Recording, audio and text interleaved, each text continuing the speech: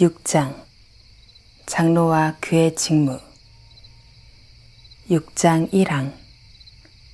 장로라는 단어는 성경에서 어떤 때는 연령을 일컬으며 어떤 때는 직분을 일컫는 말이다. 직분을 일컫는 경우에 종종 연장자 혹은 장로라 불리는 사람들처럼 이들을 목사와 박사로서의 포괄적 의미로 이해하기도 한다. 해설입니다. 칼빈은 직분과 관련하여 디모데전서 5장 17절에 근거하여 장로의 직분을 두 종류로 분류합니다. 즉, 말씀으로 수고하는 자들과 잘 다스리는 자들로 분류하는데, 잘 다스리는 자들로서의 장로는 말씀을 선포하지는 않으나 도덕적인 문제들을 감독하고 열쇠들의 모든 권세를 사용하도록 임명된 자들이라고 했습니다. 직분을 일컫는 경우에 종종 연장자 혹은 장로라 불리는 사람들처럼 이들을 목사와 교사로서의 포괄적 의미로 이해하기도 한다고 한 1항의 문구는 바로 그러한 분류를 따른 것입니다. 기본적으로 목사, 교사, 7위 장로가 모두 교회의 장로입니다. 6장 2항. 이러한 분류 가운데서 우리는 사도들의 예를 따라 장로를 주관하는 자 혹은 7위자라 부른다. 그들의 직분은 그것이 통상적인 것처럼 항존적이며 따라서 하나님의 교회에 언제든지 필요한 직분이다. 장로직은 목회직과 마찬가지로 영적인 직분이다. 장로가 합법적으로 그 직분의 부름을 받았다고 한다면 하나님의 은사가 같은 실행을 위해 만난 것이기에 다시 그 직분을 떠나서는 안 된다. 이러한 장로들의 수는 일정한 회중 가운데서 선택하며 율법 아래서 레위인들이 성전에서 섬기던 것과 같이 그들 중 일부는 합리적인 여지를 위해 다른 사람과 교대할 수 있다. 각 회중의 장로들의 수를 제한할 수는 없으나 성도의 필요와 지경에 따라서 정해야 한다. 해설입니다. 칼빈은 로마서 12장 7절에서 8절과 고린도전서 12장 28절에서 언급하고 있는 은사들, 즉 능력과 병 고치는 은사, 통역, 다스리는 것, 구제하는 것에 대해 이것들 중 두 가지인 능력과 병 고치는 은사, 통역은 일시적인 것이라고 했고, 다른 두 가지, 즉 다스리는 일과 구제하는 일은 항구적이라고 했습니다. 그러면서 각 교회에는 처음부터 경건하고 진지하며 거룩한 사람들로부터 선택된 장로회가 있었으며 이 모임은 잘못된 것들을 올바르게 시정해주는 재판권을 가지고 있었다고 했습니다. 그러므로 통상적이며 항존적인 교회의 직분은 가르치며 다스리는 직분으로서의 목사와 가르치는 교사, 그리고 구제하는 직분으로서의 집사 외에 다스리는 일을 주로 하는 장로의 직분이 통상적인 직분으로 항구적으로 남아 있어 하나님의 교회에서 언제든지 그러한 직분들이 필요한 것입니다. 그런데 다스리는 일을 주관하는 직분을 가리켜 주관하는 자 혹은 치리자라 부른다 하더라도 그들의 직분은 어디까지나 목회직과 마찬가지로 영적인 직분입니다. 그러므로 제네바시에서는 기도서에서 장로들을 목사들과 같은 그룹으로 묶어서 다뤘습니다.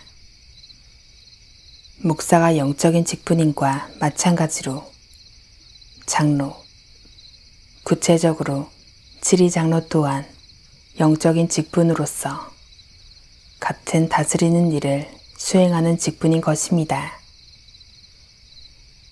사실 제1지리가 적용될 당시에 스코틀랜드 장로교회에서 장로들은 아이들의 신앙 지식을 시험함에 있어서 목사들을 돕도록 되어 있었다고 합니다.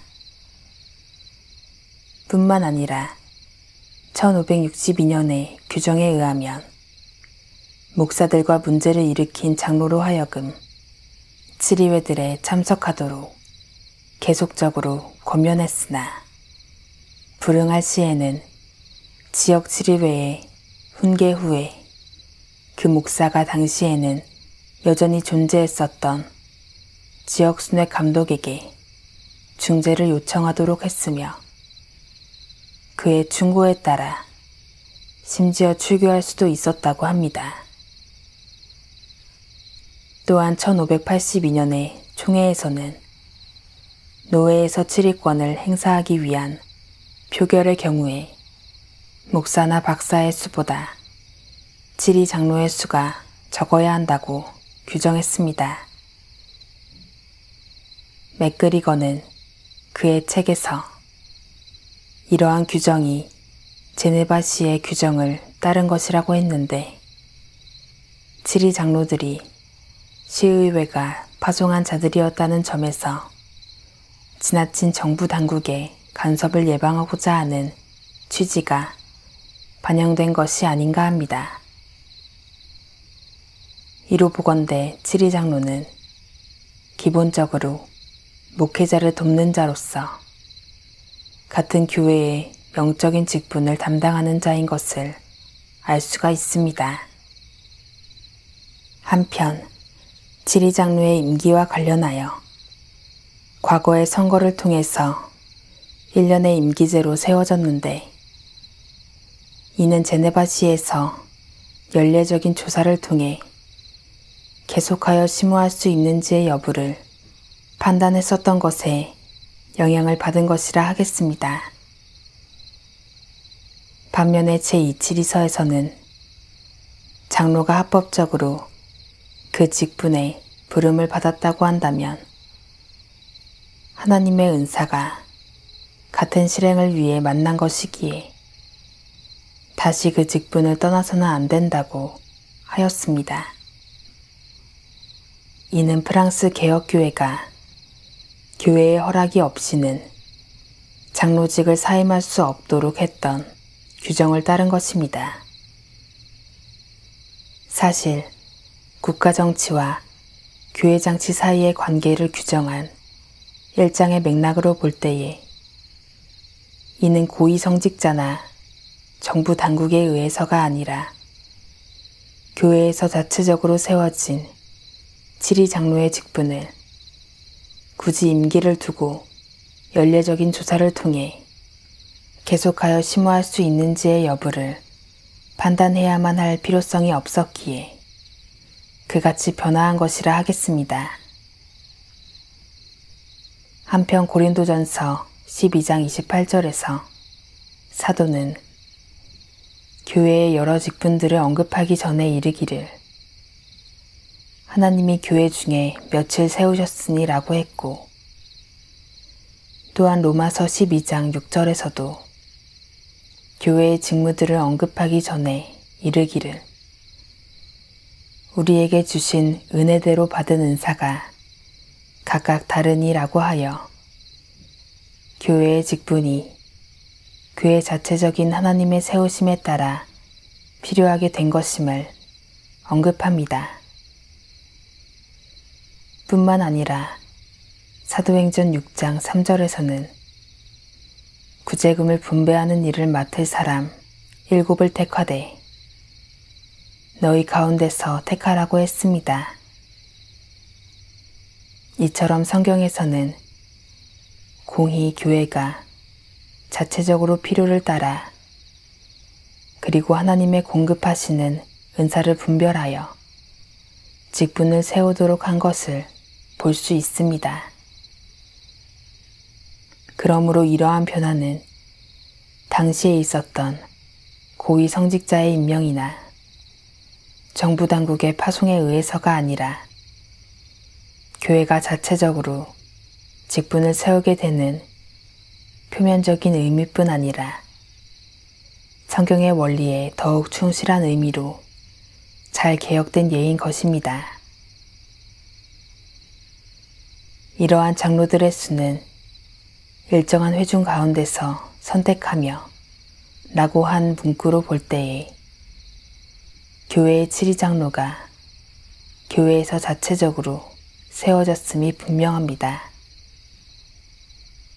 특히 각 회중의 장로들의 수를 제한할 수는 없으나 성도의 필요와 지경에 따라서 정해야 한다고 한 문구로 볼 때에 고위 감독자나 제네바시에서의 경우처럼 정부 당국에 의해 파송되는 것이 아니라 성경의 맥락대로 지교회의 회중들이 자체적으로 판단하여 세운 것이 7위 장로의 직분이었음을 분명하게 알 수가 있습니다.